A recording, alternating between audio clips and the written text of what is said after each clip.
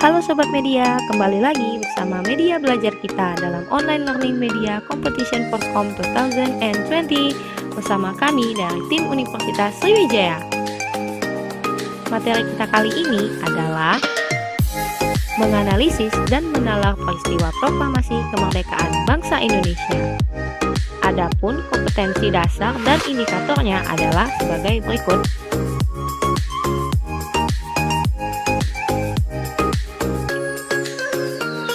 Nah, apakah kamu siap? Yuk, simak penjelasan berikut ya. Tahukah Sobat Media bahwa bangsa Indonesia sudah dijajah selama kurang lebih 350 tahun? Telah banyak pahlawan gugur demi memperjuangkan kemerdekaan tanah air. Hingga pada tahun 1945, mimpi para pahlawan terwujud juga. Keberhasilan ini terjadi pada masa penjajahan Jepang, setelah bangsa Jepang mengumumkan bahwa mereka menyerah tanpa syarat kepada sekutu dan Indonesia. Yuk, simak kisahnya berikut. Pada tanggal 6 Agustus 1945, sebuah bom atom dijatuhkan di atas kota Hiroshima, Jepang oleh Amerika Serikat yang menyebabkan penurunan moral semangat tentara Jepang di seluruh dunia.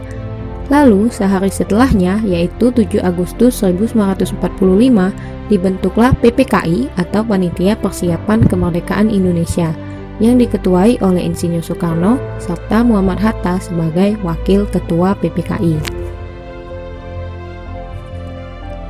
Lalu, pada tanggal 9 Agustus 1945, bom atom kedua dijatuhkan di atas Nagasaki sehingga menyebabkan Jepang menyerah kepada Amerika Serikat dan sekutunya. Soekarno, Hatta selaku pimpinan PPKI, dan Rajiman Weddiodiningrat sebagai mantan ketua BPUPKI diterbangkan ke Dalat, Saigon, yaitu pusat tentara Jepang, untuk menemui Marsekal Terauchi. Lalu, satu hari setelahnya, tanggal 10 Agustus 1945, Sultan Syahrir telah mendengar berita lewat radio bahwa Jepang telah menyerah kepada sekutu. Pada 12 Agustus 1945, Jepang melalui Jenderal Marsekal Terauchi di Dalat, Vietnam, mengatakan kepada Soekarno, Hatta, dan Rajiman bahwa pemerintah Jepang akan segera memberikan kemerdekaan kepada Indonesia.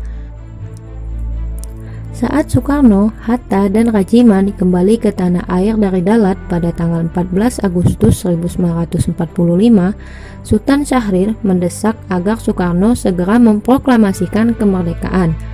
Peristiwa penting yang lain terjadi pada tanggal 16 Agustus 1945, di mana Soekarno, Hatta, Fatmawati, dan Guntur yang waktu itu berusia sekitar 8 bulan diajak oleh golongan muda ke Rengas Dengklok.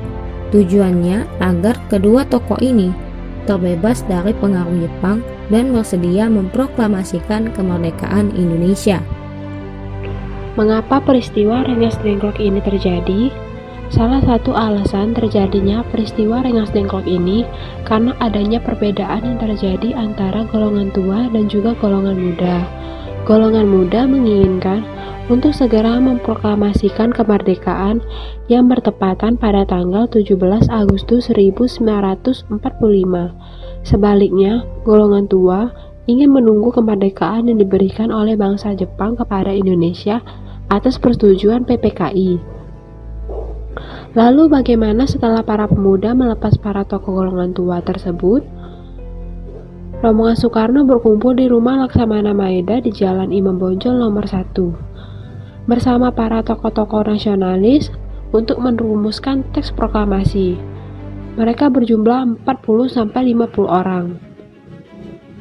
Soekarno pertama kali menuliskan kata proklamasi. Soekarno kemudian bertanya kepada Muhammad Hatta dan Ahmad Subarjo, bagaimana bunyi rancangan pada draft pembukaan Undang-Undang Dasar? Kedua orang yang ditanya pun tidak ingat persis. Ahmad Subarjo kemudian menyampaikan kalimat, "Kami bangsa Indonesia dengan ini menyatakan kemerdekaan Indonesia."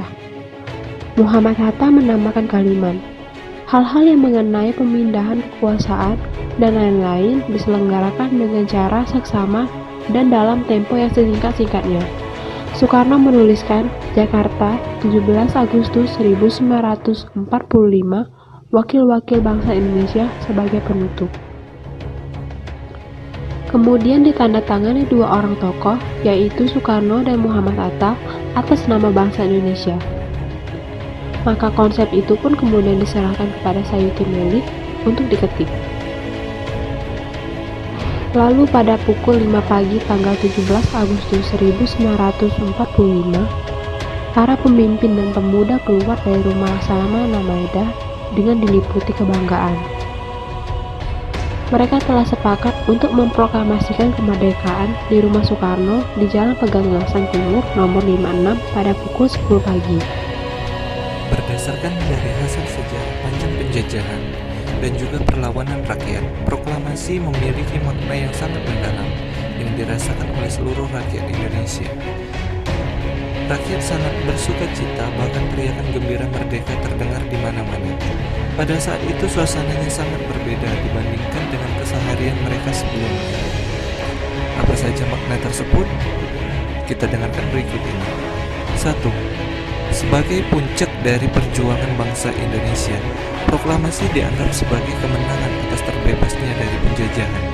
Namun, bukan kemenangan yang dimiliki oleh tokoh-tokoh pendiri bangsa, melainkan kemenangan ini dimiliki oleh seluruh rakyat Indonesia. 2.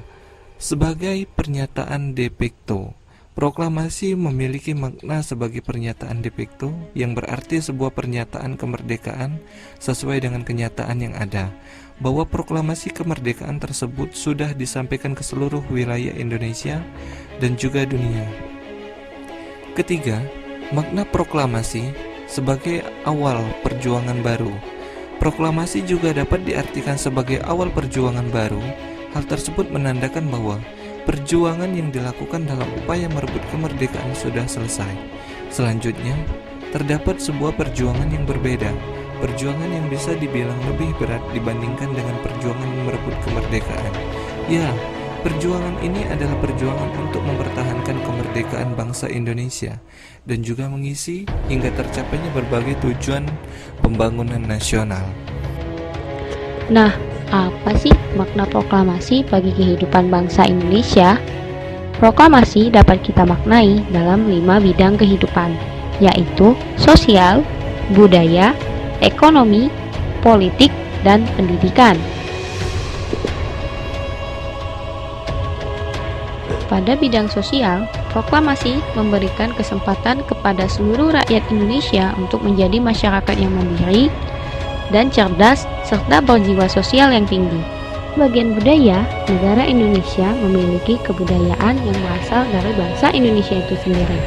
Maka dari itu, proklamasi dimaknai sebagai Indonesia yang memiliki budaya sendiri, tidak menjiplak budaya bangsa lain. Maka dari itu kita harus menjaga budaya kita. Pada bidang ekonomi, proklamasi memberikan kesempatan kepada negara Indonesia agar dapat mengatur perekonomian sendiri sesuai dalam isi Undang-Undang Dasar 1945 Pasal 33.